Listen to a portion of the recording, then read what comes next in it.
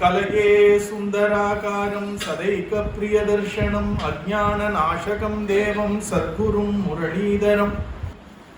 ஸ்ரீமதியான பகவான் மாதுரி சகி சமேத பிரேமிக வரத டாக்கூர்ஜியோட கிருபையினாலையும் நம் அருமை குருநாதர் மகாரணியம் ஸ்ரீ ஸ்ரீ முரளீதர சுவாமிகளுடைய கிருபையினாலையும் பாகவதத்தில் குந்தி ஸ்துதி அப்படின்ற அற்புதமான ஒரு ஸ்துதியை பார்த்துட்டு இருக்கோம், கேட்டுட்டு இருக்கோம்.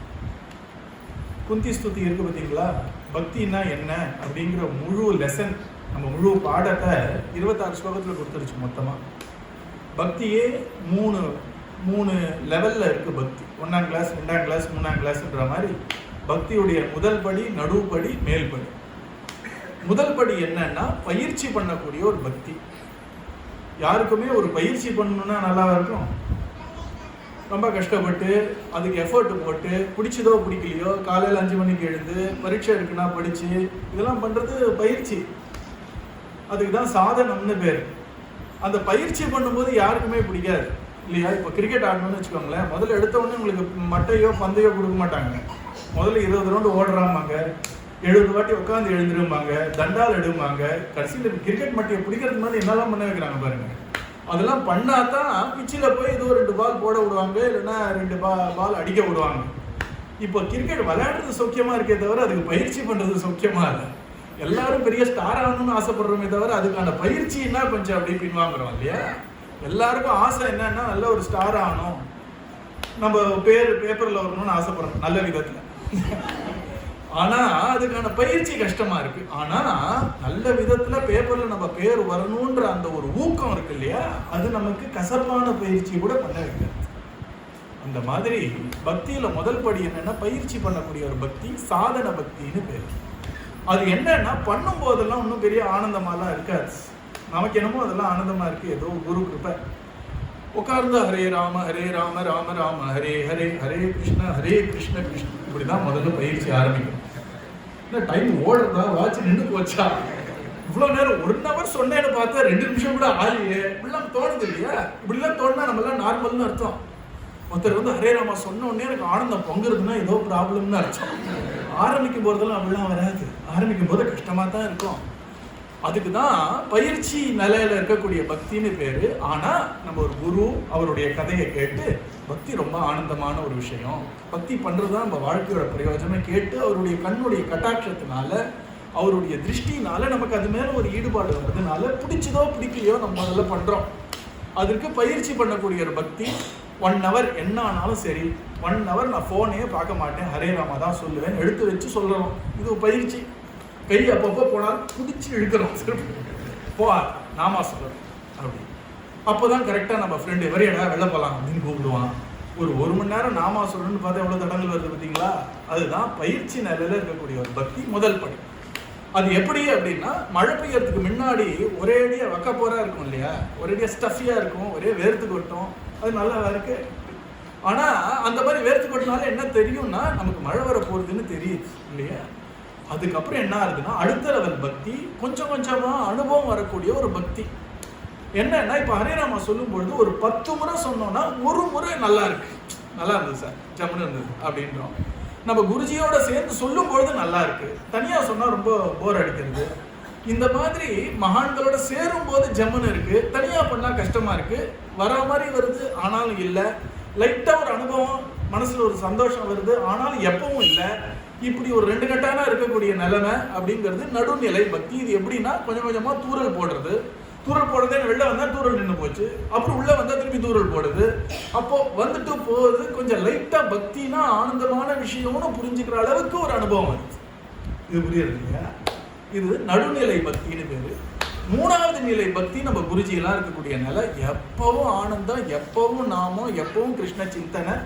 அந்த ஒரு கிருஷ்ண சிந்தனையே ஒரு பெரிய கடல் நினைச்சிங்களா, அதிலேயே மூழ்கி இருக்கார், அந்த ஆனந்தத்திலேயே இருக்கார். வெள்ள ஏதோ பேசுற மாதிரி பேசுறாரு, இங்க வாடான்றார், நம்ம பேர சொல்றார், அதெல்லாம் வெள்ள நடக்கும். அது எப்படின்னா கடல் ஓரத்துல அலை மாதிரி. ஆனா அதுதான் கடலான்னு உள்ள போக போக ஆழ்கடல்னு ஒண்ணு இருக்கு இல்லையா, அதுக்குள்ள என்ன இருக்குன்னு யாருக்கும் தெரியாது இல்லையா? அப்படிதான் நமக்கு ஒரு குரு கிடைச்சிருக்கார். அவருக்குள்ள இருக்கக்கூடிய ஒரு அனுபவம்லாம் யாருக்கும் புரியாது. வெளில என்ன தெரியும்னா நம்மளை பார்க்குறாரு, நம்மளை பார்த்து இங்கே உட்காந்துக்கிறார், எல்லாரையும் பாட சொல்றார், ரொம்ப சந்தோஷப்படுறார். நீங்களும் அவர் என்ன சொன்னார்னு ஆசையா கேட்குறீங்க, அவர் ஏதோ சொல்றார். இதெல்லாம் கடல் அலை மாதிரி. இது 3 லெவல். முதல் லெவல் பக்தி. அதுக்கு வடமொழியில் என்ன பேருனா சாதன பக்தின்னு பேரு. நடுநிலையில் இருக்கக்கூடிய பக்தி, கொஞ்சம் அனுபவமா இருக்கிற பக்தி, அதுக்கு சாத்திய பக்தின்னு பேரு.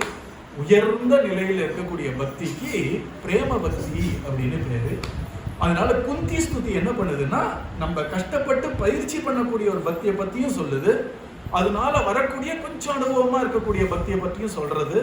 அந்த கொஞ்சம் அனுபவத்தை நம்ம டேஸ்ட் பண்ணிட்டா இந்த அனுபவம் எப்பவும் வேணும்னு தோன்றுது. இப்ப எல்லாருக்கும் ஒரு சாக்லேட் கொடுத்தேன் இல்லையா, அவங்க வெள்ளைக்காரன் என்ன பண்றான் பாருங்க, சாக்லேட்டை பெருசா பண்ணக்கூடாதோ, கரெக்டா இந்த சைஸ்ல பண்றான் பாருங்க. வாயில போடும்போது நல்லா இருக்கு, முழுங்கின அப்புறம் அடிச்சுவா, அடுத்தது எப்போ கிடைக்கும்னு தோணுதா இல்லையா?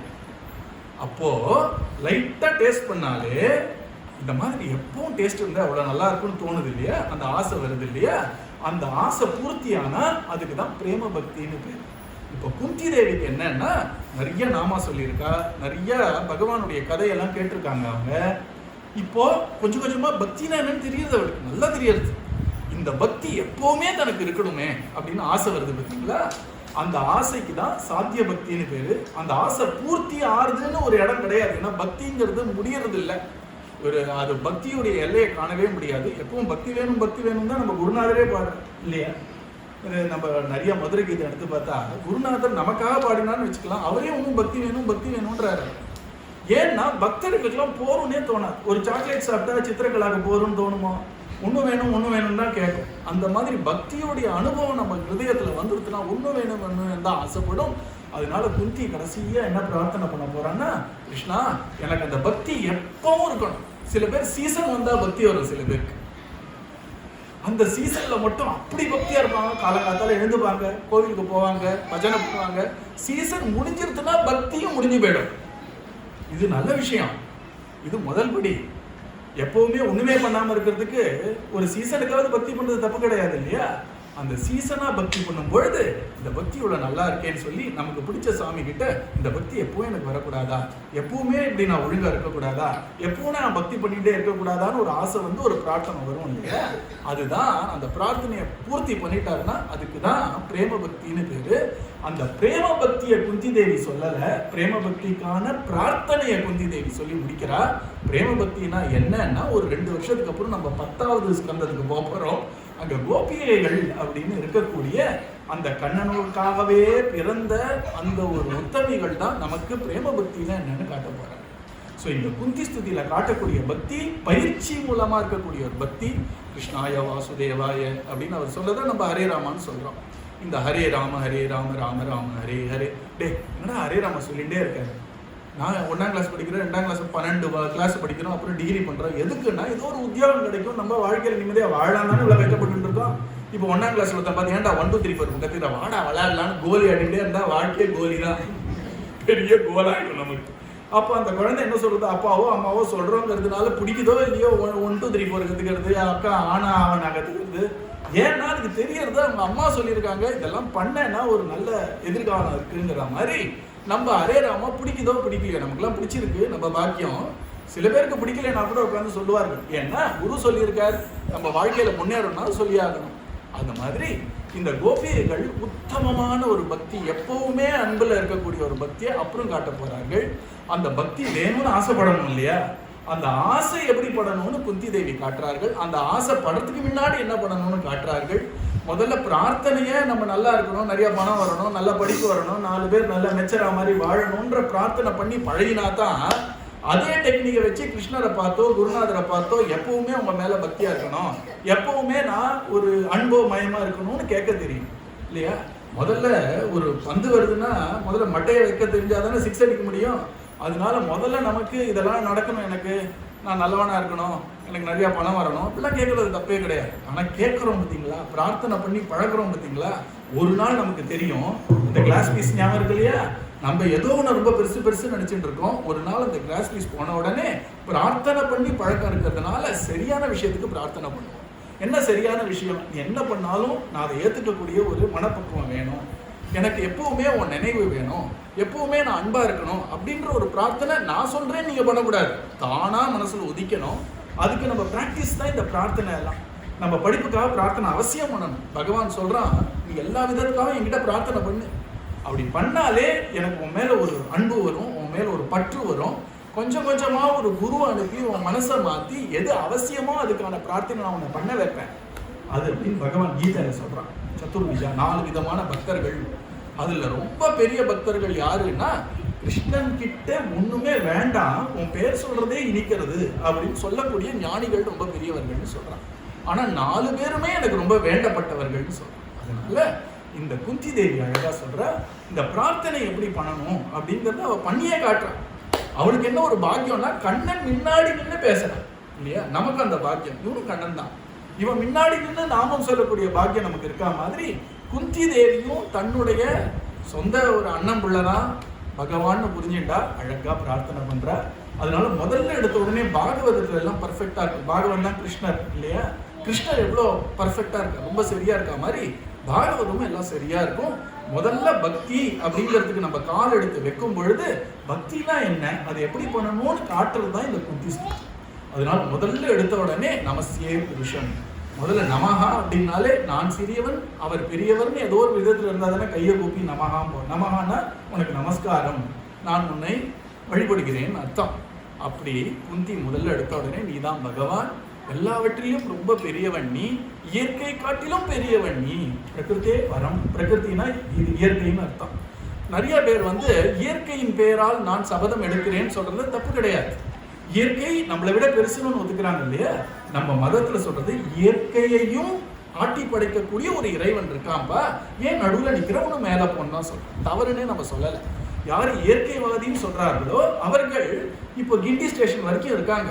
ஆனா நம்ம ஆசிரமத்துக்கு போறோம்னா தாம்பரத்துல தானே இறங்கணும். அதனால அவர்களை பார்த்து என்ன சொல்றேன், ஏன் இங்கே இறங்குற, நீ சொன்னது தப்பு கிடையாது, என்னுடைய திறமை மேல் நான் ஆணையிட்டு கூறுகிறேன்லாம் சொல்லலையே. தன்னை விட மேலா ஒரு இயற்கை இருக்குன்னு ஒத்துக்கிறாங்களே, அது ஒரு பெரிய மனப்பான்மை தான்.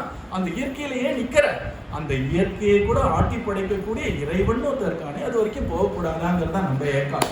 அதனால இங்க இயற்கையை காட்டிலும் பெரியவனா இருக்கக்கூடிய கண்ணன், அந்த கண்ணன் நீ ரொம்ப பெரியவன்ப்பா, உனக்கு நமஸ்காரம் அப்படின்னு ஆரம்பிச்சு கண்ணனை பார்த்து சொல்றார், உன்னுடைய உண்மையான இயல்பு நீ யாருங்கிறத யாராலையும் புரிஞ்சுக்க முடியாது. நீ நடிகன் மாதிரி எல்லாத்தையும் மறைச்சிடுவ. யாருக்கு தன்னை காட்டணும்னு நீ முடிவு பண்றியோ அவருக்கு தான் நீ காட்டுவ. அதனால ஒருத்தர் கிருஷ்ணரை புரிஞ்சுக்கலன்னா அது ஒரு பெரிய விஷயமே கிடையாது. புரிஞ்சுட்டாதான் பெரிய விஷயம். புரிஞ்சுக்கிறது ரொம்ப கஷ்டம். ஒரு மகானை நிறைய பேர் புரிஞ்சுக்கலன்னா அது என்ன பெரிய விஷயம்? ஒரு பெரிய மகான் இருக்கார், உலகம் புரிஞ்சுக்குமா? புரிஞ்சுட்டுதுன்னா அவரும் உலகம் தான் அர்த்தம். அவர் புரிஞ்சுக்காம இருக்கிறது தான் அவருடைய கிரேட்னஸ். 4 பேர் 4 விதமா தான் பேசுவாங்க. ஆனா பக்தர்களா இருக்கிறவர்களுக்கு மட்டும் அந்த மகான் தான் யாருங்கிறத அப்படி லைட்டா காட்டிடுவார். விளையாட்டா மேடையில போட்டு தான் ரொம்ப பெரியவர்னு காட்டுறவர்கள் மகான்களே கிடையாது. மகான்கள் விளையாட்டா ஒரு குழந்தைக்கு அம்மா ஏதாவது ஒரு சின்ன ஒரு ட்ரிக் பண்ணி காட்டுற மாதிரி இந்த குழந்தைக்கு என் மேல நம்பிக்கை வரட்டும்ங்கிறதுனால காட்டலாம், இல்லைன்னா விளையாட்டா காட்டுற விஷயம்தான் பிரகிருத்தே பரம், சாதாரண ஆசாமி இல்லை அப்படின்னு குந்தி புரிஞ்சுட்டாங்க. ஏன்னா ஒரு பெரிய பிரம்மாஸ்திரம் அது நிச்சயமா அழிச்சிட்டு தான் அதோடைய வேலையை நிறுத்தும். அந்த பிரம்மாஸ்திரத்தை முன்னாடி வந்த அர்ஜுனனை பார்த்து நீ ஒரு பிரம்மாஸ்திரம் போடுன்னு அர்ஜுனனை அவனுடைய பிரம்மாஸ்திரத்தை வச்சு அவனை காப்பாத்தினார். கிருஷ்ணர் ஒரே மாதிரி பேட்டர்ன்லயே பண்ண மாட்டார். கிருஷ்ணர் என்ன பண்ணுவாருன்னு அவருக்கு தான் தெரியும். இப்ப என்ன சொல்லணும், அர்ஜுனா போன வாட்டி நான் சொல்லி கொடுத்தேன் எனக்கு தானே, அதே மாதிரி பாரு இன்னொரு பிரம்மாஸ்திரம் வந்துட்டு திருப்பி கிளம்புடா அப்படின்னு சொல்லல. இவன் என்ன காதுல விழுந்த போது என்கிட்ட சரணாகதி பண்ணனா அதை நான் யாருக்கும் சப்கான்ட்ராக்ட்லாம் பண்ண மாட்டேன், இந்த காப்பாற்றத்தை நான் பண்ணுவேன்னு பகவானுக்கே தான்ற ஒரு அபிப்பிராயம் வருமா? யாரு கண்ணனை பார்த்து நமஸ்காரம் செய்கிறார்களோ அவர்களை காப்பாற்ற வேண்டும்னு கண்ணனுக்கு ஒரு உரிமை வருமா? உடனே கண்ணன் சொல்லிட்டா, எப்போ நீ என் காலில் விழுந்தியோ இன்னொருத்தர வச்செல்லாம் நான் காப்பாற்ற மாட்டேன், நானே காப்பாற்றுறேன். என்ன பண்ணான்னா கண்ணனே போனானா தன்னுடைய அந்த ஒரு சக்தியை எடுத்துக்கொண்டு இந்த பரீட்சித்தை அப்படி கவச்சம் மாதிரி காப்பாத்திட்டு நம்ம குருநாதர் சொல்வார், இந்த கண்ணனுக்கே ஒரு ஆசையா, இந்த அர்ஜுனனுடைய இந்த பேரப்பைய இருக்கானே இவன் நிறைய என் கதையை கேட்க போறானே, அவன் எப்படி இருக்கான்னு பார்க்கணும்னு பகவானுக்கு ஆசை. எந்த அளவுக்கு அவனை பார்க்கணும்னு ஆசைன்னா, கதை கேட்கும் போது பார்க்கணும்னு ஆசைனாலும் நார்மல், கதை கேட்கறதுக்கு முன்னாடி கொஞ்ச நாள் முன்னாடி பார்க்கணும்னா நார்மல், இவன் பிறக்கிறதுக்கு முன்னாடியே அவன் எப்படி இருக்கான்னு பார்க்கணும்னா பகவானுக்கு கதை கேட்கறவங்க மேல எவ்வளவு ஒரு அன்பு பாருங்கள். பிறக்கிறதுக்கு முன்னாடி இந்த பிள்ளை என் கதையை கேட்க போறேன் எப்படி இருக்கான்னு பார்க்கணும்னு கியூரியாசிட்டி உள்ள போய் பார்த்துட்டு வந்தான். பார்த்துட்டு அவனை காப்பாத்தினான், 5 பாண்டவர்களையும் காப்பாத்தினான். எத்தையும் பார்க்கக்கூடிய குந்தி சொன்னா, நீ என் வாழ்க்கையில என்னெல்லாம் என்னை காப்பாத்திருக்கேன்னு பட்டியல் போட்டா போருமா கிருஷ்ணா, ஒரு வினாடியும் நீதானே என்னை காப்பாத்துறேன்னு நன்றியோட சொல்லக்கூடிய 26 ஸ்லோகம் தான் நமக்கு பொக்கிஷமா கிடைச்சிருக்கு. அதனால முதல்ல பகவானுடைய பெருமை, ரெண்டாவது பகவானுடைய பெயர், மூன்றாவது பகவானுடைய ரூபம், முடிஞ்சா மனதில் நிறுத்துங்க, நாலாவது அவன் பண்ணக்கூடிய லீலைகள், இதெல்லாம் மனதில் நிறுத்தி பகவானுக்கு நமக்கு ஒரு தொடர்பு ஏற்படுத்தி, அழகா குருநாதர் புரியுற மாதிரி சொல்லுவார். ஒரு டாக்டருக்கு நம்ம ரொம்ப இருமிட்டு இருக்கோம், டாக்டரை பார்த்து மருந்து வாங்கணும்னா முதல்ல ஃபோன் போடணும் இல்லையா? ஃபோன் போடணும்னா முதல்ல டாக்டருக்கான கரெக்ட் நம்பரில் தானே போடணும் இல்லையா? நான் டாக்டரை கூப்பிட்றேன்னு சொல்லிட்டு நீங்கள் காவல்துறையில் கூப்பிட்டு எனக்கு ஒரே இருமலா இருக்குன்னா அவங்க என்ன பண்ணுவாங்க இல்லையா? ஆனால் கரெக்டான நம்பர் போட்டு கரெக்டான டாக்டர் கிட்ட போனோம். அப்போ கரெக்டான டாக்டருக்கான நம்பர் தான் இந்த மகாமந்திரம்னு நமக்குலாம் புரியுற மாதிரி அழகா ஒரு தொடர்பு கொள்வதற்கான ஒரு எண். அது 16 எழுத்துக்கள் கொண்ட அந்த ஒரு மகாமந்திரம். அது சொன்ன அப்புறம் அந்த குந்தி தேவி சொல்றார், கண்ணனை கொஞ்சம் நினைச்சுதான் பாரு, அழகான ரூபம். நம்ம அன்னையா இருக்கக்கூடிய ராதா தேவியோ தந்தையா இருக்கக்கூடிய பகவான் ஸ்ரீகிருஷ்ணன் நினை கொஞ்ச நேரம், அதுக்கப்புறம் பகவானுடைய லீலைகளை பாருன்னு சொல்லிட்டு அடுத்ததுதான் ஆரம்பிக்கிறார் குந்தி தேவி. மற்றவர்களுக்கு நீ பண்ண அனுகிரகம் நான் ஏன் சொல்லு, என் வீட்டிலேயே ஒரு வினாடியும் காப்பாத்துறது நீதானு பட்டியல் போட்டதான் முதல்ல விஷான். எங்க ஆரம்பிக்கிறா பார்த்தீங்களா? கண்ணனை பார்க்கறதுக்கு முன்னாடியே பீமன் சின்ன குழந்தையா இருக்கும் பொழுது அந்த கொழுக்கட்டையில விஷம் வச்ச விஷயத்தை இப்போ ஞாபகம் வச்சுக்கிறான். எங்கேருந்து ஆரம்பிக்கிறா பாருங்க.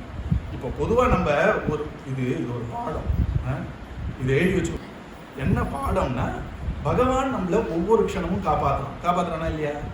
அப்போ நமக்கு ஒரு விபத்து வரா மாதிரி இருக்கு, அந்த விபத்துலேருந்து நம்மளை காப்பாத்திட்டான்னா உடனே நமக்கு என்ன தோணும்னா, இந்த விபத்துலேருந்து காப்பாத்தினேன், இந்த விபத்துலேருந்து காப்பாத்தினேன்னு நம்மளுடைய ஒரு பார்வை ரொம்ப சுருங்கிறது.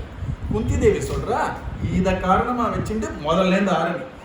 நீ 6ஆம் கிளாஸ் போது உனக்கு இங்கிலீஷ் பரீட்சையில எவ்வளவு தலைய சுரிஞ்ச, அப்போ எப்படியோ கரையேற்றி உன்னை 7ஆம் கிளாஸ் தள்ளி விட்டான் இல்லையா? அதுல இருந்து ஆரம்பின்றான். அவன் பண்ண கிருப்ப அத்தனையும் ஸ்மரி, இதை மட்டும் ஸ்மரிச்சுட்டு நிறுத்திடாத. அதனால இப்ப காப்பாத்தினது அவனுடைய வம்சத்துல வரக்கூடிய பரீட்சித்த. ஆனா குந்தி தேவி பாருங்கள், பரீட்சித்த நீ ரட்சித்தாயே அப்படின்னு கடைசியில சொல்ல, முதல்ல இருந்து ஆரம்பிக்கிறார். என் குழந்தை அவன் ஒரு 6 வயசு 7 வயசு 10 வயசு இருக்கும் பொழுது விஷத்திலேருந்து காப்பாத்தினியே, அதுக்கப்புறம் எங்க அத்தனை குடும்பம் நான் உள்பட ஒரு பெரிய பங்களால எரிஞ்சு சாம்பலாக வேண்டிய எங்களை எப்படியோ காப்பாத்தி ஒரு வனத்துல கூட்டிட்டு போய் அங்க ஒரு அரக்கன், அங்க ஒரு அசுரன் இருந்தான், அந்த அசுரன் கிட்டே இருந்து காப்பாத்தி, அந்த அசுரன் கிட்டே இருந்து காப்பாத்தினதோடு மட்டும் இல்லாம அசுர சாம்ராஜ்யத்தை எங்களுக்கு ஒரு பட்டாபிஷேகம் அவங்களுக்கு இல்லையா? காட்டுல இருக்கிறவங்களுக்கு ஒரு ராஜ்யம் கொடுத்தாரு பகவான். அதுக்கப்புறம் காட்டுல இங்கேயும் அங்கேயும் அலைஞ்சு கடைசியா ஒரு ஊருக்கு போறார்கள். அந்த ஊருக்கு போகும் பொழுது அந்த ஊர்ல ஒரு வீட்டுல தங்கி இருக்கார்கள். அந்த வீட்டுல தங்கி இருக்கிறவர்கள் இவர்கள்லாம் என்ன வேஷத்துல போனாங்கன்னா, வேதம் படிக்கிறவங்க வேதியர் வேஷத்துல போய் உட்கார்ந்துட்டு இருக்காங்க. ஆனா இவங்க பேசுறதுலாம் அடி தடி இதுதான் பேசிட்டு இருக்காங்க. என்னடா அவங்க ஏதோ வேதத்தை பத்தி பேசுவாங்க, ஞானம் வைராக்கியம்லாம் பேசுவாங்கன்னு பார்த்தா ஒரே அடிதடியை பத்தி பேசுவாங்க. அவங்களுக்கே ஒரே டவுட், என்ன சத்திரியர்கள் அவங்க அதை தான் பேசிட்டு இருக்காங்க, அரசியல் பேசிட்டு இருக்காங்க. அப்படி பேசிட்டு இருக்கும் பொழுது அந்த ஊர்ல அவங்களுக்கு இடம் கொடுத்தவர் அழறார். ஒரு நாள் என்னன்னா, பகாசுரன் ஒரு அசுரன் இருக்கான். இந்த ஊர்ல என்ன பண்ணான்னா, அவன் வருவான், அவன் யார் வேணாலும் சாப்பிடுவான். அதனால ஆளை சாப்பிடுவான், வீட்டுல இருக்க ஆட்டை சாப்பிடுவான், எல்லாத்தையும் சாப்பிடுவான். இப்படி கண்ணாமின்னா அவன் பண்றதை நிறுத்திட்டு இந்த ஊர்ல ஒரு உடன்பாடு பண்ணார்கள். என்னன்னா, குடும்பத்துல ஒருத்தரை ஒரு பெரிய வண்டி நிறைய சோறோட அனுப்பி வைக்கிறோம், நீ அடிக்கடி வந்து எங்க கிராமத்துல கண்ணாமினான்னு பண்ணாத, ஒரு எல்லாருக்கும் ஒரு இது கொடுக்குற மாதிரி, ஒரு கிஸ்தி கொடுக்குற மாதிரி அனுப்பி வைக்கிறோம், எங்களை கொஞ்சம் நிம்மதியா வாழ விடுன்னு சொல்லிட்டு, அப்போ அந்த வீட்டுல ஒரு டிஸ்கஷன் நடக்கிறது. யாரு போவார்கள்? 4 பேர் வீட்டுல இருக்கார்கள். இப்ப நான் போறதா, என் பிள்ளை அனுப்பட்டா, என் மனைவி அனுப்பட்டா, யார் அனுப்புறது? யாரோ ஒருத்தர் அவனுக்கு இரையாக வேண்டியது. இவங்கள்லாம் பேசிட்டு இருக்காங்க. இது வரைக்கும் பீமன் சும்மா கேட்டுருந்தான், வண்டி நிறைய சாப்பாடுன்னா இரு, ஏதோ முக்கியமா விஷயம் நடக்கிறது, அம்மா ஏதோ பேசுறா பாருமா. உடனே குந்தி பார்த்தாள். அவளுக்கு தான் பீமன் மேல என்ன ஒரு நம்பிக்கை பாருங்க. அந்த வீட்டுக்காரங்க கிட்ட சொன்னாங்களாம், கவலைப்படாதீங்க, என் பையன் ஒருத்தர் இருக்கான், உங்களுக்கு ஒரே பையன், எனக்கு 5 பேர் இருக்கா, கவலைப்படாதீங்க, இவன் கிட்ட கொடுத்து அனுப்புங்க, அவன் அசுரனை முழுகிட்டு வருவான், நீங்க கவலைப்படாதீங்க. இவர்கள் சொன்னார், நீங்களே விருந்தாளியா வந்திருக்கீங்க, உங்களுக்கு நாங்க விருந்து படைக்கணும், உங்களை போய் எடுத்துன்னு போய் அசுரனுக்கு படைக்க முடியும்னாங்க. அதெல்லாம் வேண்டாம், நான் சொல்றதை கேளு, நடக்கட்டும். பீமன், நீ போறியாடா தம்பி? ஓ போறேன். ஒரு கண்ணு அந்த வண்டி மேலேயே இருக்கு, அப்படியே மலையா சாதமா, பக்கத்துல வந்து புளியோ சாதம் இருக்கு. நான் சும்மா வெஜிடேரியனா சொல்றேன், அவங்க என்ன கொடுத்தாங்களோ தெரியல எனக்கு. அழகான சாப்பாடெல்லாம் இருக்கு, அங்க புளியோதரை இருக்கு, தயிர் சாதம் இருக்கு, சக்கரை பொங்கல் இருக்கு, எள்ளோதரை இருக்கு, இப்படி வகை வகையா. இதை பார்த்தான். அம்மா நான் பார்த்துக்கிறேம்மா அப்படின்னா, அவன் மாட்டு வண்டியில மாடு, அதுல இருக்க சாப்பாடு, ஓட்டுறம் 3 சாப்பிட்டான். அப்படிப்பட்ட அசுரன் பகாசுரன். இந்த பீமன் ஓட்டிட்டு போனா, பகாசுரன் சொன்ன இடத்துக்கு கரெக்டா வந்து நிறுத்திட்டான். அவன் அம்மா என்ன சொன்னா, வண்டியை கரெக்டா அந்த இடத்துல எடுத்துட்டு போய் விடு, அவ்வளவுதான் சொன்னான். உடனே பீமன் கரெக்டா பண்ண அப்புறம் சாப்பிடாத இதுன்னு சொல்லலையா. அவனுக்கா பாவம். அவன் என்ன பண்ணுவாங்கன்னா, அவங்க வீட்டுல கிடைக்கிற விஷயத்துல பாதி சாப்பாடு பீமனுக்கு, மிச்சத்தை வந்து 4ஆ பிரிச்சு மற்ற 4 பேருக்கு, அதுல தான் பாக்கி இருந்தாதான் குந்தி சாப்பிடுவாங்க. அவங்க கஷ்டப்பட்டு இருக்காரு. பீமன் பாவம் அடக்கி வச்சுருக்கான் நான் பசியை. இன்னைக்கு பார்த்தா இன்னைக்கு விருந்துறானது அப்படி நல்லா சாப்பிட்றான். இந்த பகாசுரன் ரொம்ப பசியோட வரான். பார்த்தா வாட்ட சாட்டமா ஒரு ஆள் இருக்குன்னா சந்தோஷப்பட்டான். ஆனா இந்த ஆளு சைட் டிஷ்ஷெல்லாம் சாப்பிட்றான்னு பார்த்த உடனே அவனுக்கு கோவம் வந்துருச்சு. வந்து படார்னு விட்டான். பின்னாடி விட்டா ஏதோ கொசு கடிக்கிற மாதிரி இருந்தா, சாப்பிடும்போது டிஸ்டர்ப் பண்ணுறது. பகாசுரன் கோவம் வந்துருச்சு. என்னடா நான் இங்க இருக்கேன்டா, வாடும் அடிக்கிறான் வரான். அவன் என்ன பண்ணாலும் அவனுக்கு ஒரு சுரணையே வரலையா. அவ்வளோ ஸ்ட்ராங்கா இருக்கார். சாப்பிட்டு முடிச்ச என்ன இருக்குன்ற, எனக்கு வந்து சாப்பாடு நீ எப்படா சாப்பிடலாம், சாப்பாடுன்னு ஒன்று இருக்காதுன்னு உனக்கு ஒன்று தெரியுமா, ஒவ்வொரு குண்டுமணி அரிசியிலும் எவன் சாப்பிடுவான்னு எழுதி வச்சிருக்கு தெரியுமா, இதுல எல்லாம் என் பேர் தான்டா எழுதி வச்சிருக்கேன். எவ்வளோ ஏற்கனவே அசுரன், பசி வேற, தனக்குன்னு வந்த சாப்பாடு இவன் மொழின்னு இருக்கான். சண்டை போட்டான் இருக்கு. இன்னும் ஒரு 5 நிமிஷம் சண்டை போட்டுருப்பான். சண்டை போட்ட அப்புறம் அவனை என்ன பண்ணான்னு நான் பண்ணல, மகாபாரதத்துல பாருங்க, அவனை ஒரு உருண்டை ஆக்கிட்டான். உருண்டை ஆக்கி இந்த ஒரு மாட்டு வண்டி மேல அந்த உருண்டையை வச்சுட்டு அவன் கிளம்பி வந்துட்டான். ஊரார்கள் தான் பார்க்கிறார்கள், நாங்க சாப்பாடு உருண்டையா போட்டா எல்லாம் காணும், அங்க ஒரு உருண்டை இருக்கே அப்படின்றாங்க. உடனே அவன் சொன்னா அதுதான் பகாசுரன். ஆடி போயிட்டார்கள். எல்லாருக்கும் ஒரு மீனை பார்த்தா பயமா எடுத்துருப்போம். அங்க பார்த்து எதிரா தலை, எது காலு, எது கை ஒன்றும் தெரியல, எல்லாம் ஒரு ரவுண்டா இருக்காங்க இல்லையா.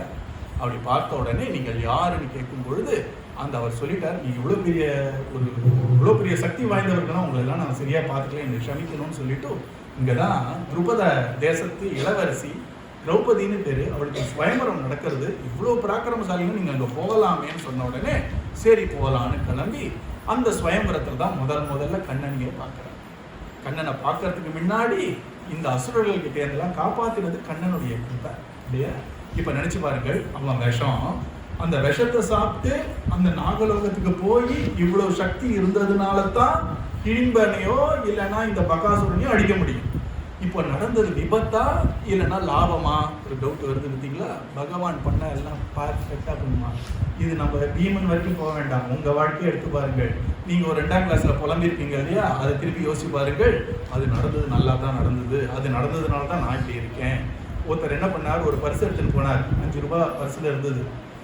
அந்த பஸ்ல போகும்போது பர்ஸு காணாம போயிடுச்சு. புலம்பி தீர்த்துட்டு கொஞ்சம் கொஞ்சமா வசதி வந்தது, அதுல இருந்து பர்ஸ் வச்சுக்கிறதையும் நிறுத்திட்டார். இப்ப யாரு புலம்புறாங்க, பிட் பாக்கெட்லாம் புலம்புறாங்க. இதை பாரியா, 5 ரூபாய் இருக்கும்போது அவன் பாக்கெட் அடிச்சு இப்போ ஒண்ணுமே பண்ண முடியல, அத்தனையும் அவன் பாக்கெட்ல ஜிப்பு போட்டு எடுத்துன்னு போறான், ஒண்ணும் பண்ண முடியல, அவங்க புலம்புறாங்க. பார்த்தீங்களா, ஒரு லாபமோ நஷ்டமோ, லாபம் நஷ்டம்னு அந்த நேரத்துல தான் நமக்கு தோணுமே தவிர, பகவான் நம்ம வாழ்க்கையை சரியா நடத்துறான். எப்போ சத்சங்கத்துக்குள்ள வந்துட்டோமோ, விபத்தா இருக்கட்டும், லாபத்துக்கு தான் ஒரு பேர் சொன்னேன், சம்பத்தா இருக்கட்டும், விபத்து இல்லை, சம்பத்து இல்லை, எல்லாமே கிருபை. இதை பார்க்க தெரிஞ்சா போதும். இப்போ நம்ம குழந்தைக்கெல்லாம் ஒரு பர்த்டே பார்ட்டி பண்றோம்னா சில பேர் என்ன பண்ணுவாங்கன்னா, பர்த்டேக்கு எல்லாம் கிஃப்ட் கொடுப்பாங்க. ஒரு காலத்துல கொடுத்துருந்தாங்க. அந்த கிஃப்ட் சில பேர் பெருசா டப்பா பளபளன்னு இருக்கும் எப்படிவாங்க. உடனே ஒரு போட்டோ எடுத்து முதல்ல ஸ்டேட்டஸ்ல போட்டுருவாங்க. ஒருத்தர் டி கூனி குறுகி ஒரு நியூஸ் பேப்பர்ல மடிச்சு இருக்கக்கூடிய ஒரு கிஃப்ட் எப்படி கொடுத்துட்டு குழந்தை சௌக்கியமா இருக்குன்னு கிளம்பி போயிடுவாங்க. இப்போ வந்து பெரிய பல கிஃப்ட் போட்டோலாம் போட்டாங்கல்ல ஸ்டேட்டஸ்ல, அதை பிரிச்சு பார்த்தா டப்பாக்குள்ள டப்பா, அதுக்குள்ள டப்பா பார்த்தா உள்ள ஏதோ ஒரு 10 ரூபாய்க்கு ஏதோ ரப்பர் பேண்டை போட்டு அனுப்பியிருப்பான். காட்டுறது ரொம்ப புதுசா இருக்கும் பார்க்கறது. ஒருத்தர் இத்தினோண்டு டப்பா நியூஸ் பேப்பர்ல மடிச்சு கொடுத்தாரு இல்லையா, திறந்து பார்த்தேன்னா தங்க ஜிமிக்கி கொடுத்துட்டு இருக்காங்க. இப்போ உள்ள இருக்கக்கூடிய அந்த ஒரு பரிசை வெள்ளை பளபளன்னு இருக்கிறதுனால கம்மியோ பெருசோன்னு நினைக்க முடியாது. வெள்ளை நியூஸ் பேப்பர் மாதிரி அழுக்கான ஒரு கவர் இருக்கிறதுனால அதோட மதிப்பு குறையாது. பகவான் என்ன பண்றான், உயர்ந்த விஷயங்கள் தான் நம்ம வாழ்க்கையில் நடத்துறான். சில உயர்ந்த விஷயங்களை பளபள பேப்பர்ல ரேப் பண்ணி நமக்கு கொடுக்குறான். சில உயர்ந்த விஷயங்களை நியூஸ் பேப்பர்ல ரேப் பண்ணி தரான். ஆனா உள்ள இருக்கிற ஒரு விஷயம் எப்பவுமே நமக்கு தேவையான விஷயமா இருக்கும், நமக்கு சம்பந்தப்பட்ட விஷயமா இருக்கும். ஆனா நம்ம பல பல ரேப்பர்ல முதல்ல பார்த்த உடனே ரொம்ப உயர்ந்தது, லாபம், சம்பத்துன்னு நினைக்கிறோம். நியூஸ் பேப்பர் கவரை பார்த்தா நம்ம விபத்துன்னு நினைக்கிறோம். பிரிச்சு பார்த்தோம்னா ரெண்டுமே நமக்காக தான் நடக்கிறது, நம்ம நல்லதுக்காக தான் நடந்தது புரியும். இதை தான் காட்டுறாரு. அதனால முதல்ல விஷத்திலேருந்து காப்பாத்தின, என் அக்னிலேருந்து காப்பாத்தின, அக்னினா நெருப்புல இருந்து காப்பாத்தின, விஷான் மகாத்மே புருஷாத தர்ஷனாத்து, இந்த ஒரு பெரிய அசுரர்கள்லாம் நாங்க பார்க்க வேண்டி நேர்ந்தது, அவர்கள்ட்டேருந்து காப்பாத்தின. அப்புறம் வனவாச கிருஷ்ணதா அசத் சபாயா, அப்புறம் கல்யாணம் நடந்தது, திரௌபதியோட வந்தார்கள், சௌக்கியமா இருந்தார்கள். எப்படி சௌக்கியமா இருந்தார்கள் அப்படின்னா, இவர்களுக்குன்னு ஒரு தேசம் கொடுக்கணும்னு ஆசைப்பட்டார்கள். உடனே துரியோதனம் பார்த்தான், இந்த சர்வேயர்னு இருப்பார் இல்லையா, இந்த லேண்ட் எல்லாம் பார்த்து எது நல்ல எது நஞ்ச எது புஞ்ச எல்லாம் பார்த்து கடைசியில பாலைவனமா ஒரு இடத்த பார்த்தேன். எந்த இடம் தெரியுமா? நம்ம இப்பெல்லாம் தலைநகரம் கொண்டாடுறோமே, டெல்லி.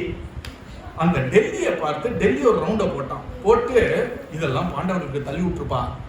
ஏன்னா ஒன்னும் விளையாத பூமி, வேஸ்ட், பாலைவனம், தலையில கட்டு கொடுத்தா மாதிரியும் இருக்கும், அவங்க கஷ்டப்படுற மாதிரி, இப்படிதான் தள்ளி விட்டோம் பாலைவனத்தை. உடனே திருதராஷ்டிரர் அவர் பாவம் என்ன பண்ணுவாரு, கொடுத்துடலாமே, கொடுத்துட்டார்.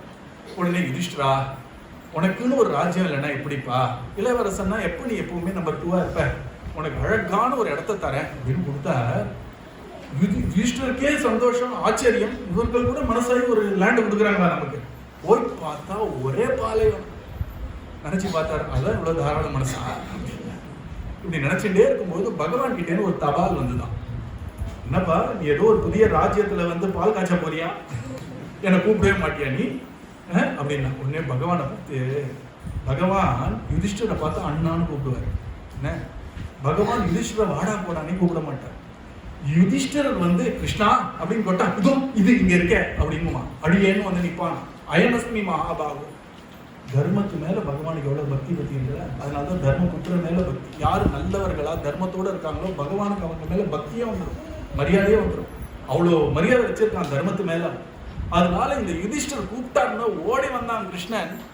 யுதிஷ்டர் எங்க நிலம் எங்க, ஹவுஸ் சூப்பரா இருக்கு, இந்த நிலம் அவன் சூப்பரா இருக்கு. நான் சொன்னேன் இல்லையா, வெள்ளை காக்கா எல்லாம் வெள்ளை காக்கா தான் பார்ப்பான். எப்போ பகவான் இந்த நிலத்தை பார்த்து சூப்பரா இருக்குன்ட்டான். இதோட வடக்கு மூலை எங்க, இதான் கிருஷ்ணா வடக்கு மூலை. கிருஷ்ணன் இப்படி பார்க்கறான், கண்ணுல இருந்து அப்படி ஒரு கருணை பொங்குறது. வடக்கு மூலை செட் ஆயிடுச்சு. தெற்கு மூலை எங்கடா, இப்படி திரும்புறான். திரும்பின பகவான் குளிர கூட கட்டாட்சம் பண்றான், அந்த கண்ணிலேயே லட்சுமி கட்டாட்சம் பண்றான். இந்த இடம் சுபிக்ஷமா இருக்கட்டும். யுதிஷ்டிர காலத்துல மட்டும் இல்ல, இன்னி வரைக்கும் நம்ம பாரத தேசத்துல பவர்னா எங்கேருந்து வருது? பவர் டெல்லியிலேருந்து வருது. ஏன்னா அன்னைக்கு கிருஷ்ணன் 5300 வருஷம் முன்னாடி இந்த இடத்த தன்னை சேர்ந்தவர்களுடைய இடம்னு ஒரு கட்டாட்சம் பண்ணா இன்னி வரைக்கும் அது தலைநகரமா இருக்கு. நிஜமாவே பவர் அங்கேருந்து தான் வருது. உங்களுக்குலாம் அந்த கம்பி வருது இல்லையா, எலக்ட்ரிக் பவர், அதோட ஹெட் குவார்டர்ஸ் எங்க இருக்குன்னா டெல்லியில தான் இருக்கு. நேஷனல் பவர் கிரிட் கார்பரேஷன் இருக்கு. அப்படி பகவான் கிருபா பண்ண உடனே சரி பால் காய்ச்சலான்னா அவனை ஒரு பாலை குடிச்சான், கிளம்பி போயிட்டான். குந்தி தேவி இதை பார்த்துட்டே இருக்கான். அவ பார்க்கறா, சாதாரணமான ஒரு உலகத்துல இருக்கக்கூடியவள் பார்க்கறது என்னன்னா பாலைவனம். ஆனா பகவான் என்ன பார்க்கறான்னா, இது எங்க பாகவதால் இடம்னால இது செழிப்பா தான் இருக்கும்னா அவன் எதிர்காலத்தை பார்க்கறான், நம்ம இறந்த காலத்தை பார்க்கறோம், அவ்வளவுதான். அப்புறம் அந்த இடம் செழிப்பா போச்சு. அவங்க ஒரு பெரிய மாளிகை கட்டினார்கள். அந்த மாளிகையை பார்த்து துரியோதனுக்கு பொறாம வந்ததுன்னா பார்த்துக்கோங்க என்ன செழிப்பு வந்துருச்சாங்க. குந்தி தேவி சொல்றா, அந்த செழிப்பு எப்படி வந்தது கிருஷ்ணா? நாங்கள் ஊற்றிய தண்ணீர்னால வரல, நாங்க சிந்திய அந்த ஒரு நீர்னால வரல, நாங்கள் வடித்த கண்ணீர்னால வரல, உன் கண்லேருந்து வந்த கிருப பன்னீர்னால வந்ததுங்க. அத்தனையும் அப்படி அழகா இருக்கு இல்லையா? பார்த்த உடனே துரியோதனனுக்கு ஒரே பொறாமை. அவன் வேற ஏற்கனவே துஷ்டன். பகவான் என்ன ஏன் பண்றான்னு கேட்காதீங்க, ஏன்னா கிருஷ்ணன்னா யாரும் கேள்வி கேட்கக்கூடாது. இந்த துரியோதனன் துஷ்டன், அவனை யாராவது கிளப்பி விட்டா எவ்வளவு கடுப்பாவான். அவன் என்ன பண்ணார், பகவான் வேணும்ட்டே அங்கே யுதிஷ்டர் கிட்ட இந்த மயன்னோட்ட வருவான், சூப்பரா பில்டிங் கன்ஸ்ட்ரக்ஷன் எல்லாம் பண்ணுவான். அவனை கொஞ்சம் புதுமையா பண்ண சொல்லு. எப்படின்னா, ஒரு சின்ன ஸ்விம்மிங் பூல் இருக்கு பார்த்தீங்களா, நீச்சல் குளம், அது ஸ்விம்மிங் பூல் மாதிரி இருக்கும், பார்த்தா பளிங்கு. ஒருத்தன் குதிச்சான்னு வச்சுக்கோங்க, நேர டாக்டர் தான் பார்க்கணும், எல்லாம் பளிங்கு. ஒரு இடம் பார்க்க பளிங்கு தர மாதிரி இருக்கும், ஆனா தண்ணீர் அதில் இப்படி எல்லாம் பண்ணியிருக்காரு. அதை பார்த்துட்டு அது எப்படி வரும்னா என்ட்ரியிலே வரணும். இதெல்லாம் ஏற்பாடு கிருஷ்ணன் தான் பண்ணியிருப்பான். என்னன்னா துரியோதனம் வரான், ஐயோ ஸ்விமிங் பூலா, இதை தாண்டி தான் போடுவான்னு கஷ்டப்பட்டு நல்ல பெரிய ஜரிகை வேஷ்டி தூக்கின்னு வந்தா சாதாரண தரையா இருக்கு. இப்படி பாக்குறான், யாரும் பார்க்கல, மானம் விழுமை அப்படின்னு. அடுத்தது பார்த்தா அது மாதிரி அதே மாதிரி தர நான் என்ன முட்டாளானே, என்ன வச்சான் சொல்லுன்னு இறங்கிருச்சு உள்ள. நனைஞ்சு போனா கரெக்டா அந்த டைம்ல திரௌபதி அவருடைய 4 ஃப்ரெண்டு, பக்கத்துல 4 பாண்டவர்கள், 5 பாண்டவர்கள் எல்லாம் கொண்டு சிரிக்க ஆரம்பிச்சிட்டாரு. திரௌபதிக்கா கண்ட்ரோலே பண்ண முடியல. ஏற்கனவே குஜான்ல இருக்கா அவ. இந்த துரியோதனை இப்படி விழுந்ததை பார்த்து கை கொட்டி சிரிக்கிறான். யுதிஷ்டர் பாக்குறேன், பண்ணாத கிருஷ்ணா யுதிஷ்டர் விட்டா கண்ணை கடத்தி விடுறானா, அவன் கையை காமிச்சு சிரிக்க ஆரம்பிச்சிட்டான்.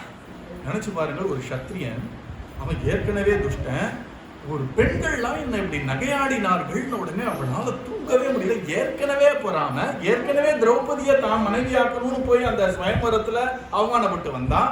இதெல்லாம் சேர்ந்து ஆரம்பிச்சது பகவானுடைய வேலை. இந்த துரியோதனே களி மாதிரி, இந்த களி இருக்கு இல்லையா, களியை கும்பலி கொள்ளும் பார்க்கணும், களி எல்லாம் சச்சரவு சண்டை எல்லாம் களிதான்.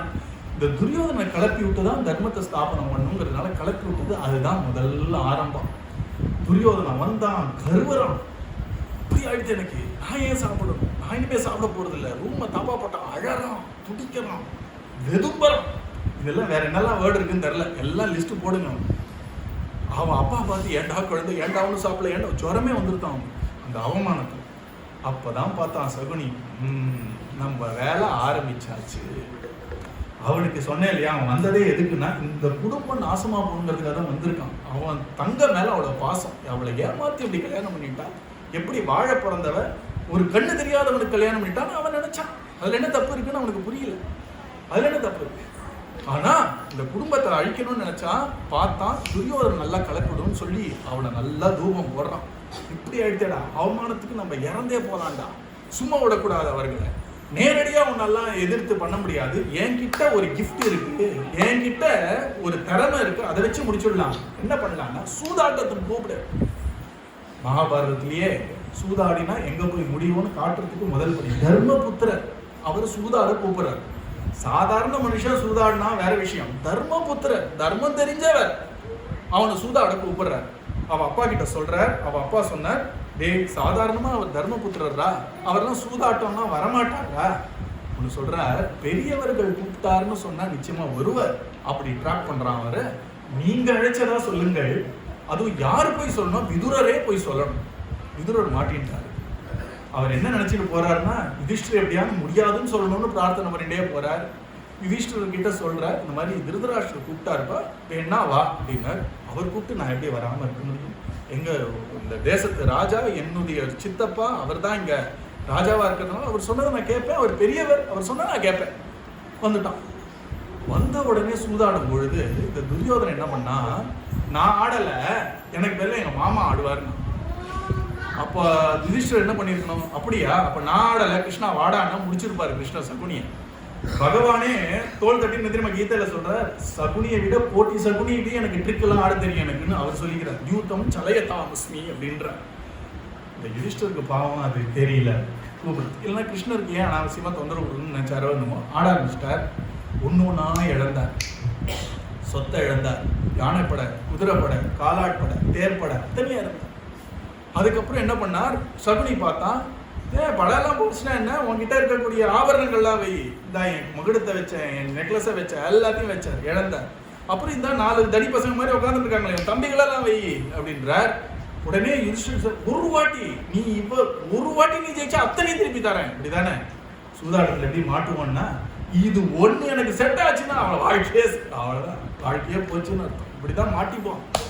அதனால அவர் சொன்னார், இதை பார் விளையாடு அப்படின்னு. ஒத்தொத்தனா வச்சார், எல்லாரும் போனார். கடைசியில தன்னையே வச்சு ஆடினார், தானும் போனார். அப்படியே தலையில கை வச்சுட்டார். உடனே அவர் சொன்னா, இன்னும் ஒருத்தி இருக்காளே அவளே வையின்றார். யாருன்னா, உன் பத்தினி இருக்காளே. உடனே எல்லாரும் காதை பத்தின்ட்டார்கள். யுதிஷ்டர் பார்த்தார், அவளை அப்படி வச்சாடு, கூப்பிட்டின்னு வாடா. அவ பாவம் வீட்டுக்கு விளக்கான ஒரு நாள் தனியா ஒரே ஒரு வஸ்திரத்தை போட்டு உட்காந்துட்டு இருக்கார். ஒரு முறை தன் நினைச்சான், திரும்பி வந்துட்டான். ஆனா அவனுக்கு ராணி அவ. அடுத்தது தன்னுடைய துச்சாதனன் அனுப்பினான். ரொம்ப தகாத வார்த்தைகள் சொல்லி அவளுடைய கூந்தலை பிடிச்சி இழுத்துட்டு வரான் சபையில இழுத்துன்னு வந்து அவளை வச்சு ஆட போறேன்னு வச்சார். அவ பார்த்தா, இந்த 5 பேரை பார்த்தார், எல்லாம் தலை குனிஞ்சுட்டு இருக்கார். அப்படி பத்துன்னு இருக்கும் பொழுது அடுத்தது அவளை வச்சு ஆடி அவளையும் இழந்த உடனே அவளை அவமானப்படுத்தணும்னு துச்சாதனன் முயற்சி பண்ண அவன் கேள்வி கேட்கிறா. ஒரு வாட்டியாவது கேட்டு நீங்க பண்ணது தவறுன்னு அவர் கேட்கல. யுதிஷ்டரை பார்த்து ஒரு வார்த்தை கேட்கல. அங்க இருக்கிற சபையில இருக்கிறவங்களை பார்த்து கேட்கிறார். எப்போ இவர் தன்னை வச்சு ஆண்ட அப்புறம், அவரே அடிமையான அப்புறம், அவருடைய பத்னியான என்ன வச்சு ஆடுறதுக்கு அவருக்கு என்ன ரைட் இருக்கு? ரைட்டே கிடையாது, இது நியாயமே கிடையாது. எல்லாரும் பேசாம இருக்காரு. பீஷ்மர் பேசாம இருக்காரு, துரோணர் பேசாம இருக்காரு. எல்லாம் கண்ணை பத்தினா காதை பத்திட்டாரு. அப்போதான் பார்த்தாள், தன்னுடைய கணவனை நம்பி பிரயோஜனம் இல்லை, யாரை நம்பியும் பிரயோஜனம் இல்லை, கண்ணனை தான் நம்பணும்னு புரிஞ்சுட்டார். அப்போ கூட அவ கெஞ்சல. இதுதான் அவ ராஜாவை பார்த்து ஐயா விட்டு சொல்லல. தான் ஒருத்தர்கிட்டேருந்து உதவியை ஏற்பாடு பண்ணணும்னா தான் கணவன் கிட்டேருந்து வாங்கிப்பேன், தான் சகோதரன் கிட்டேருந்து வாங்கிப்பேன், இல்லை கண்ணன் கிட்டேருந்து வாங்கிப்பேன். தவிர ராஜா கிட்டலாம் கெஞ்ச மாட்டேன். கெஞ்சல. அவ இப்படி அவமானப்படுத்தணும்னு அவ துகில இழுக்கும் பொழுது கோவிந்தான்னு கையை தூக்கினால் பாரு. உடனே பகவான் அப்பதான் தன்னுடைய மனைவியான சத்யபாமின்னு ஒருத்தரோட அவன் சொக்கட்டான் ஆடிட்டு. அவன் உட்காந்துட்டு நம்ம மத்தியானம் தாக்கூர்ஜியும் உட்காந்து ஆடுவார். டெய்லி 12 மணி போனீங்கன்னா ஆசிரமத்துல அவர் மாதிரி சக்கியோட உட்காந்து சொக்கட்டான் ஆடுவார். எல்லா வாட்டியும் பிரேமிக்கு வரதான் தோத்துட்டு இருப்பான் உட்காந்து இல்லையா. மாதிரி சக்கி அழகா சிரிச்சுட்டே ஒரு போடுவாடும். நீன்னு பார்ப்பான் பகவான். பார்த்தா அது என்ன வந்தது நம்பர்னே தெரியாது, மொத்தமா தோத்து விடுவாங்க. அக்ஷலீலைன்னா அதான் அர்த்தம். என்னன்னா அவளுடைய அழகான கண்களை பார்த்து தன்னை மறந்து எல்லாத்தையும் தோத்து விடுவான். ஏன்னா மாதிரி சக்கினாலே அன்பு பிரேமை தான் அர்த்தம். பிரேமைக்கு அவ்வளோ அடிமையாக நம்ம எல்லாம் அன்பு பண்ணோம்னா நம்ம கிட்டயும் அடிமையா இருக்கும். அப்படி அவன் ஆடிட்டு போது திடீர்னு வெளில ஓடி போனான் பகவான். ஓடி போயிட்டு இப்படி நின்னா திருப்பி வந்துட்டான். உடனே இவ கேட்கிறா, நம்ம தேவி கேட்கிறா, சத்யபாமா தேவி கேட்கிறா, என்ன கிருஷ்ணா திடீர்னு ஓடி போனேன்? ஷோ நம்ம சகி என்னுடைய தங்க திரௌபதியை ஒரு பெரிய அவமானப்படுத்துறதுக்காக இந்த கௌரவ சபை அப்படி ஒரு ஐச்சாட்டியம் பண்ணுது.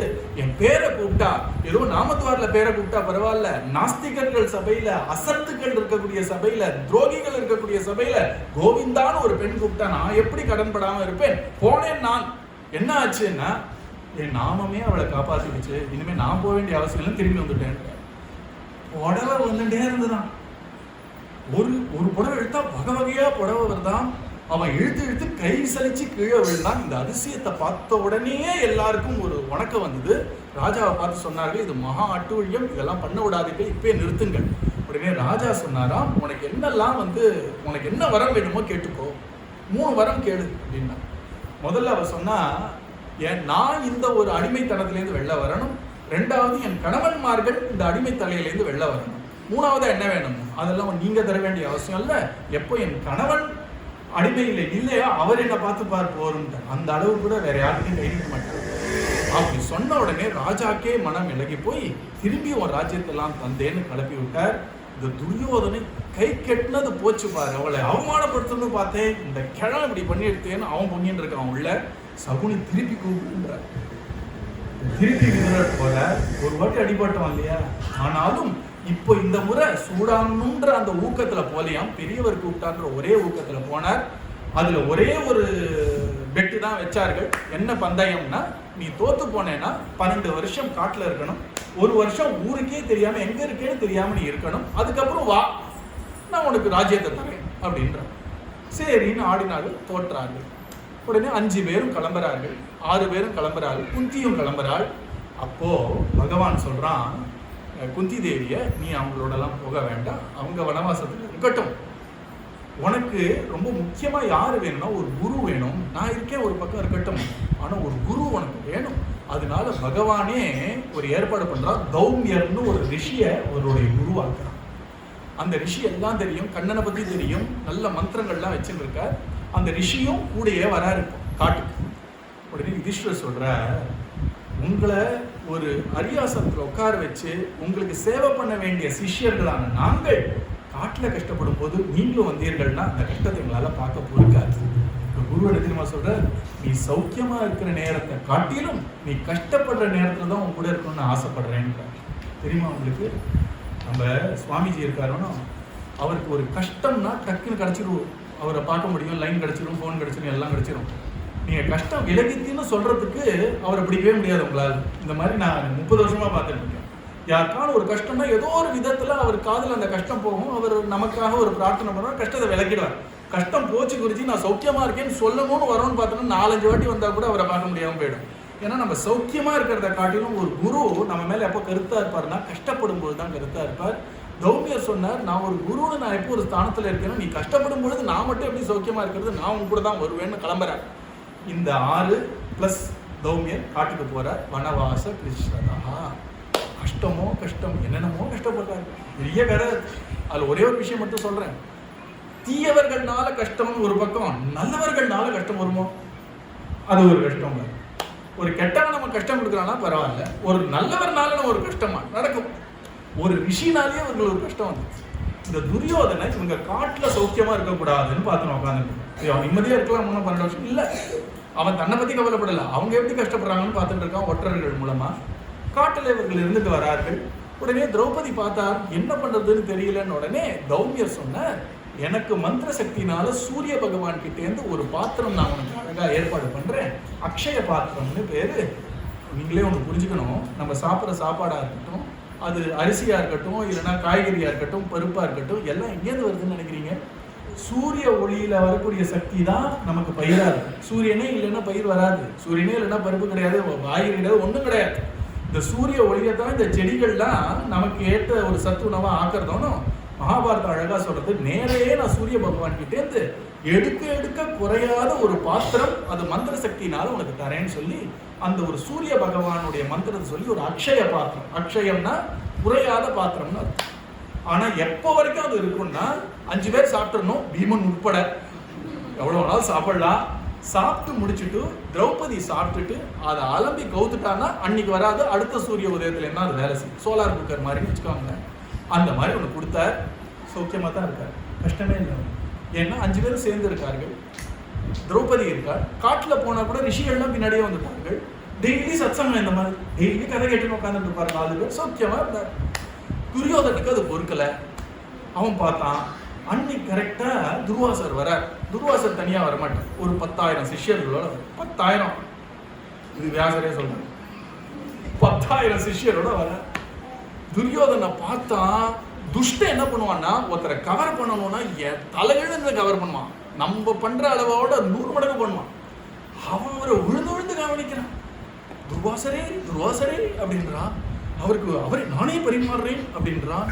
துர்வாசர் பார்த்து குளிர்ந்து போயிட்டான். அவர் பார்த்தார், துரியோதனா இப்படி யாரும் கவனிச்சதே இல்லையாடா, என்ன உனக்கு என்னடா வேணும்? சௌக்கியமா?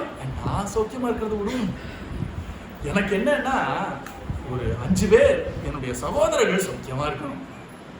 நீங்க என்ன பண்ணுங்க, எனக்கு எப்படி இப்படி அற்புதமான வாய்ப்பை கொடுத்தீர்களோ அதே மாதிரி வாய்ப்பு இந்த 5 பாண்டவர்களுக்கும் நீங்கள் கொடுக்க வேண்டும். சரி, நான் போய், நான் இல்லை 10,000 பேரோட போங்க. அத்தனை பேரோடையுமா? அவங்க காட்டுல இருக்கு, அதை பத்தி நீங்க ஏன் கவலைப்படுறீங்க? 10,000 பேரோட போய் சாப்பிடுவாங்க. இன்னொரு சின்ன ஒரு, என்னுடைய இந்த யுதிஷ்டிர பத்தினி இருக்காளே திரௌபதி, ரொம்ப நல்லா சமைப்பா. நீங்க வேற ஏதாவது நொறுக்கு தீனி சாப்பிட்டு அங்க போகாதீர்கள். ஒரு நாள் நல்லா பட்டினி இருந்துட்டு போகணும். நீங்க நான் ஒரு கோவம் வந்ததுன்னா சாப்பிடும். இப்ப நம்ம எல்லாம் கோவப்பட்டோம்னு வச்சுக்கோங்களேன், நம்ம நாம அக்கௌண்ட் குறையும். நம்ம நிறைய ஜபம் பண்ணி வச்சிருக்கோம் இல்லையா, அப்படின்னா 5 போச்சு. ஒருத்தரை பார்த்து திட்டினோன்னா 10 போச்சு. இவ்வளவு கஷ்டப்பட்டு சேர்த்து ஏன் அனாவசியமா? ஆனா துர்வாசருக்கு ஆப்போசிட், கோவம் வந்ததுன்னா கூடும் அவருக்கு தபம். அவர் அந்த மாதிரியான ஒரு ஸ்பெஷாலிட்டி. ஏன்னா ருத்ரனோட அம்சம், கோவம் வர வர அவருக்கு தபஸ் ஜாஸ்தி ஆகும். சான்ஸ் கிடைச்சா கோவப்பட்டுவார். இங்க யாருமே துர்வாசர் கிடையாது, அதனால நீங்க என்ன நான் துர்வாச அம்சம் நினைச்சிடாதீங்க.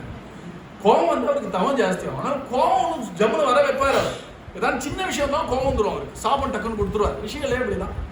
துரியோதனுக்கு இதெல்லாம் தெரியும். அப்புறம் சொன்னா, நீங்க எப்போ போகணும்னா ஒரு மதியம் ஒரு 11:30க்கு அப்புறம் போங்க. ஏன்னா பார்த்து வச்சிருக்கா கரெக்டா திரௌபதி 11:15 சாப்பிட்டு இந்த பாத்திரத்தை கவுப்பா. அதுக்கப்புறம் இவங்க போனாங்கன்னா எல்லாம் செத்தாங்கடா. சந்தோஷம். துர்வாசரை எல்லா வரைக்கும் டாட்டா காமிச்சிட்டு வந்தான். அழிய போகக்கூடிய அந்த செய்தி வரணும் உட்காந்து. துர்வாசரும் பாவம் சொன்னதை கேட்டு ஒருத்தர் வந்து ப்ளீஸ் பண்ணிட்டார், உனக்கு என்ன வரும்னு கேட்டால் கரெக்டாக கொடுத்துடணும். துர்வாசர் கிளம்புற 10,000 சிஷ்யர்களோட முன்னாடி நாள் சாப்பிடல.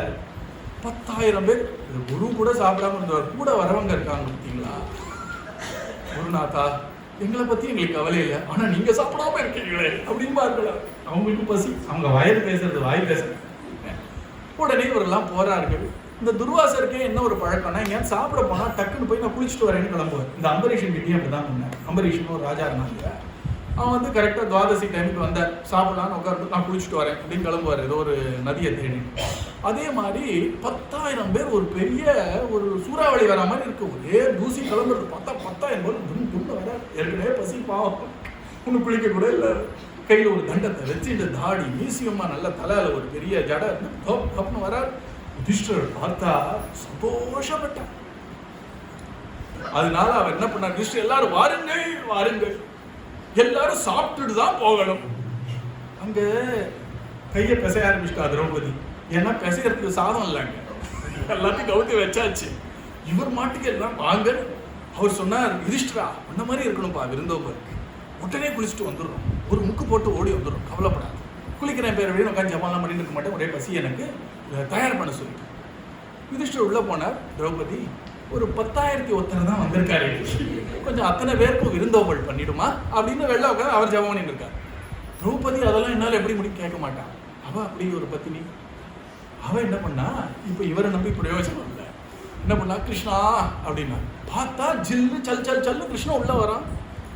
திரௌபதி எப்படி இருக்க அப்படின்னா, கிருஷ்ணா எங்கேருந்து வந்த, நீ கூப்பிட்டா நான் வந்தேன்.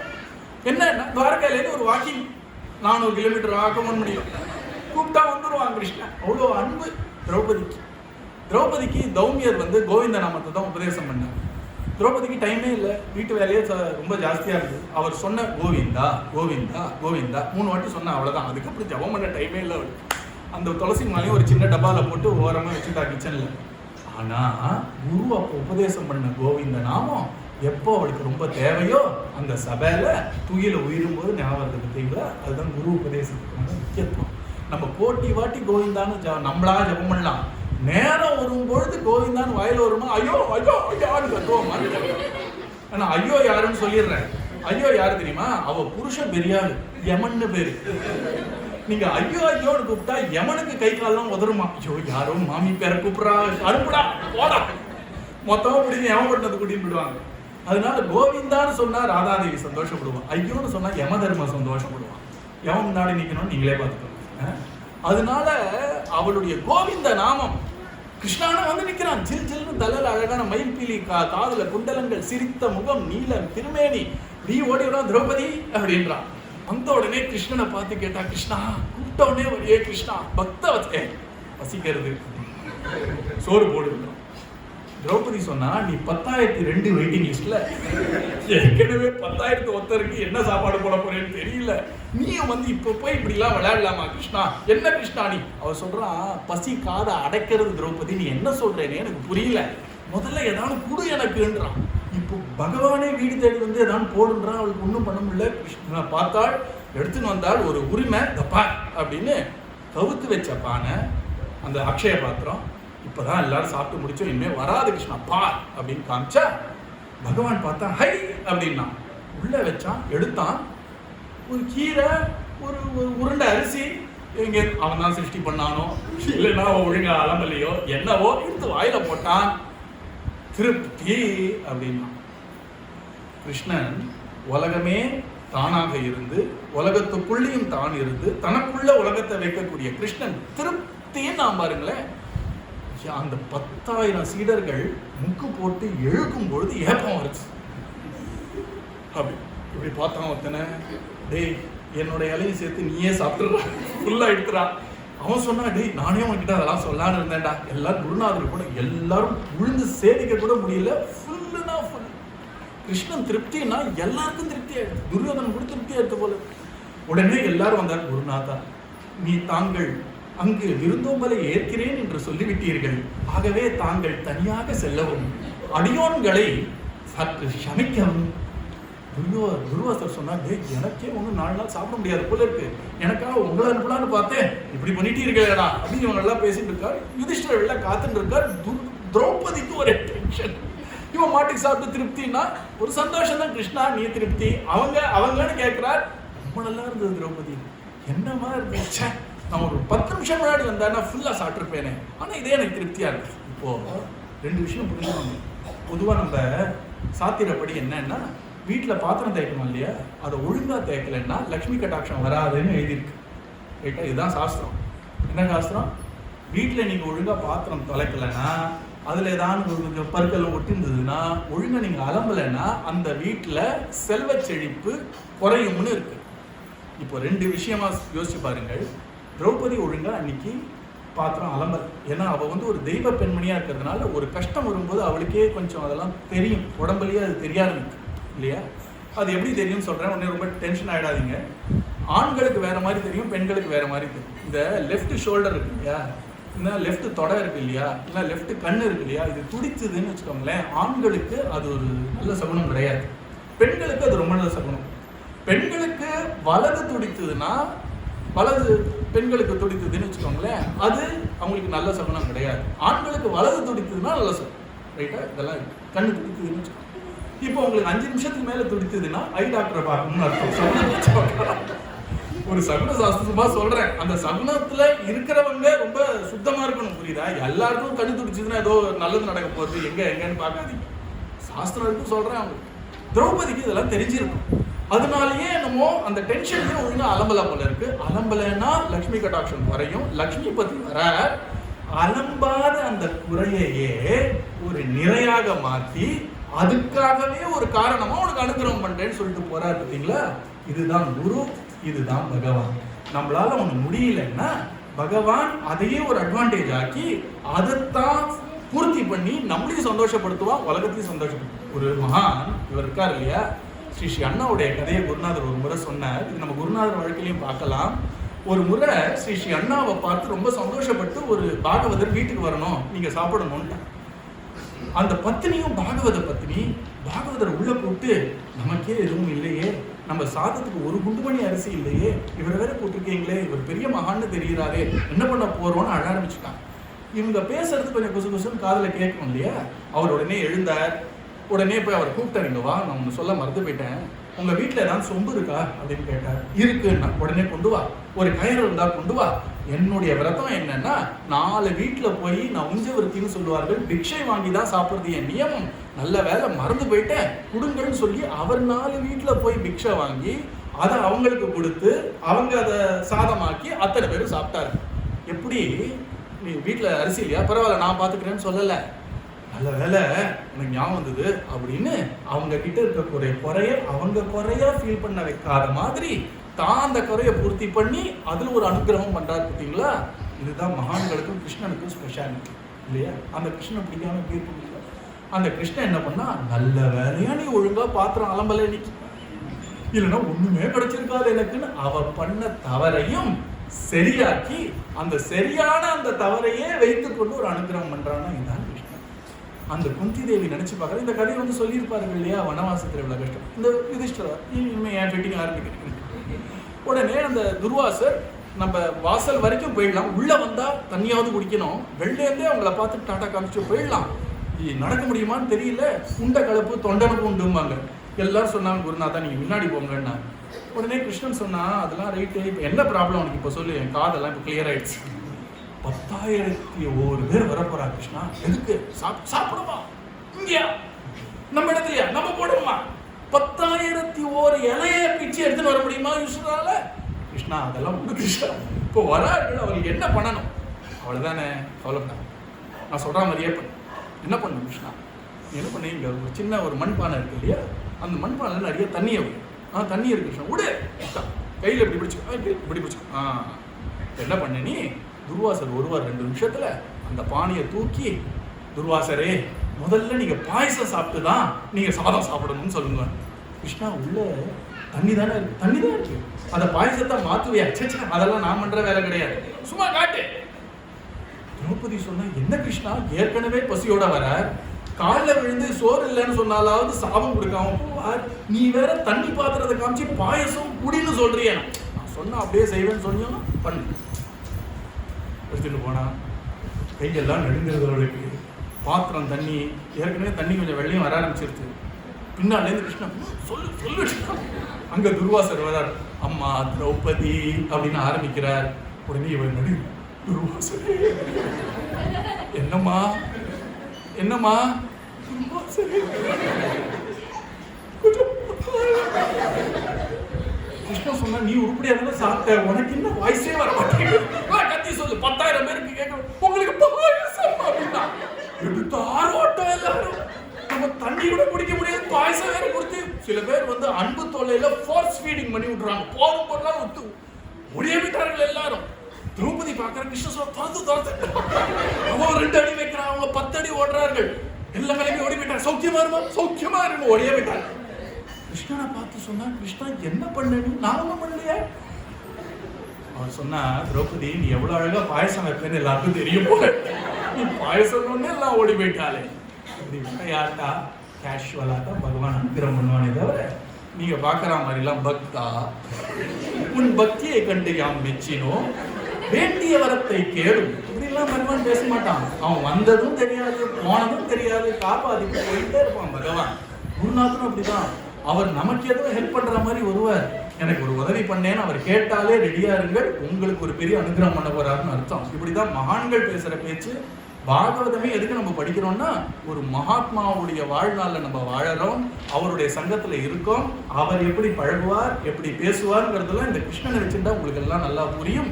அதனால நமக்கு வந்த பாக்கியத்தை நம்ம அது புரிஞ்சுக்காம இருக்கக்கூடாதுங்கிறதுக்காக இதெல்லாம் டீட்டெயிலா சொல்றேன்.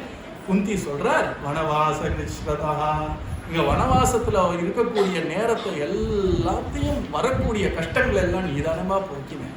வனவாச கிருஷ்ணதா, இந்த மாதிரி மிருதே அநேக. அதுக்கப்புறம் திருப்பி வந்த உடனே சமரசம் பேச்சு, கிருஷ்ணனே கிளம்பினான். கிருஷ்ணனே அவ வாய் திறந்து ஒரு சொல்ல கூச்சமா இருக்கு. கிருஷ்ணன் பகவான் அவன் ஒரு துஷ்டன் கிட்ட போய் சமரசம் பேசுன்னு யாரான்னு போறான் பகவான். தங்கு கிளம்புறான். யுதிஷ்டருக்காக நான் போறேன்றான். யுதிஷ்டரே சொல்றாரு, கிருஷ்ணா உன்னை போய் இதுக்கு அனுப்புறேன், கஷ்டம், எனக்கு பெரிய பாக்கியம், நான் ஒரு வார்த்தை சொல்லுங்க, நான் கிளம்புறேன். நான் கிருஷ்ணன் கிளம்பினா அங்க கிருஷ்ணன் சொல்றது யாரும் கேட்க மாட்டேன்றார். கிருஷ்ணன் அவமானப்படுத்துறான் துரியோதனன். அவனே கட்டி போடலான்னு பார்த்தான். கிருஷ்ணன் ஒரு சிரிச்சான், விஸ்வரூபத்தை காமிச்சான், போயிட்டே இருந்துட்டான். போருக்கு ரெடி ஆயிடுவோம்ட்டான். போருக்கு ரெடி ஆகணும்னு உடனே கிருஷ்ணன் இப்ப பக்ஷபாதியா, கௌரவர்களுக்கு தான் படையையே கொடுத்தான், துஷ்டர்களுக்கு தான் படையை கொடுக்குறேன்னு கேட்டான். பாண்டவர்கள் ஆகிய பக்தர்களுக்கு தன்னையே கொடுத்தான். துரியோதனன் தன்னை கேட்கல, பாண்டவர்கள் படையை கேட்கல. பகவான் எவ்வளவு சமமா இருக்கான் பார்த்தீங்களா? ஆனா நம்ம பாடும்போது பாண்டவ பக்ஷபாதின்னு சொல்றோம். அப்படின்னா என்ன அர்த்தம்னா, கௌரவர்கள் ஏமாந்து போனார்கள், கேட்க தெரியல அவங்களுக்கு. கிருஷ்ணன் கிட்ட கரெக்டா கேட்க தெரியுமா? ஒரு பெரிய ராஜா கிட்ட போய் உனக்கு என்ன வேணும், என்ன கேட்டாலும் தரேன், நான் 1 கிலோ கத்திரிக்காய் கொடுங்களேன் ராஜா அப்படின்னா கேட்போம். கேட்கறத பெருசா கேட்கணும் இல்லையா? அந்த மாதிரி பகவான் நான் என்ன வேணும்னு கேட்டுவிட்டானா, நீதான் வேணும்னு கேட்டோம்னா பெரிய புத்திசாலி இல்லையா? அப்படி கேட்டான் அர்ஜுனன், யுதிஷ்டரெல்லாம். அப்படி இந்த ஒரு போர் நினைச்சு பார்க்க முடியாத வீரர்கள் அந்த பக்கம். பீஷ்மர் எப்படி, உங்களுக்கெல்லாம் குருவா இருக்கக்கூடிய துரோணர் எப்படி, அஸ்வத்தாமா என்ன, அதுவும் பல மகாரதிகள். ஒத்தொத்தருக்கும் ஒரு பவர் இருக்கு. ஒத்தொத்தனும் ஜெயத்ரதன்னா அவன் ஏதோ தபஸ் பண்ணி ஒன்று வச்சிருக்கான். எல்லாம் சாதாரண மக்கள் இல்லை, எல்லாம் ஒரு தெய்வீகமான ஒரு வெப்பன்ஸ் வச்சிருக்கக்கூடிய மக்கள். அத்தனை பேர் மத்தியில இந்த பாண்டவர்கள் ஜெயிச்சார்கள்னா ஒரே காரணம், கிருஷ்ணன் ஒரு தேரோட்டியா உட்கார்ந்து ஆயுதம் எடுக்காம அத்தனை பேரும் காப்பாற்றணும். கரெக்டா அந்த தேரை மேல தூக்கணும், எப்போ தூக்கணும், இறக்கணும்னா எப்போ இறக்கணும், யாரை முதல்ல அனுப்பணும், யாரை உள்ள பூத்தணும் எல்லாம் தெரியும். எல்லா சூழ்ச்சியும் பண்ணி, ஏன்னா என்ன நம்பி ஒருத்தர் வந்துட்டாருன்னா அவர்களை எப்பாடுபட்டாவது காப்பாற்றுங்கிறது பகவான். வேற எந்த ரூல்ஸ்லாம் பேச மாட்டான். வந்தாச்சா உன்னை காப்பாற்று, அப்புறம் தான் பார்ப்பேன் மற்றதெல்லாம். ஆனா அவன் பண்றதெல்லாம் தர்மம் அப்படிதான். அவன் அதர்மமும் பண்ண முடியாது, தர்ம பிரபு இல்லையா அவன். அப்படி இந்த குந்தி அத்தனையும் பார்த்துட்டு, இப்போ என்னுடைய குலக்குழந்தா இருக்கக்கூடிய இந்த பரீட்சித்தையும் காப்பாத்தினியே அப்படின்னு சொல்லிட்டு, திரௌண்யஸ்திரதஸ்சாஸ்ம ஹரே விரக்ஷிதா, இப்படி காப்பாத்தினியேப்பா அப்படின்னு நன்றியோட ஒரு பெரிய பட்டியல் போட்டு, இதெல்லாம் பண்ணது நீதானே, அதனால உனக்கு நான் 1 நமஸ்காரமா 2 நமஸ்காரமா, வந்தனம் வந்தனம் மீண்டும் மீண்டும் வந்தனம் அப்படின்னு எப்பவும் பண்ணிட்டு இருக்கிறது தானே என் தர்மம். அதனால கிருஷ்ணா உன் கிருப்பையை ஸ்மரிக்கிறது தான் உண்மையான பக்தி அப்படின்னு குந்தி தேவி காட்டுறார். அந்த ஒரு விஷயத்தோட நம்ம இங்கே பூர்த்தி பண்ணிப்போம். அதுக்கப்புறம் ஒரு ஆச்சரியமான விஷயம் சொல்ல போறார். பக்தர்களுக்கு விபத்தை பார்த்து பயமும் கிடையாது, சம்பத்துனா லாபத்தை பார்த்து தலகரமும் வராது அப்படின்ற அழகான விஷயத்த சொல்ல போறார். சத்குரு மகாராஜ் கி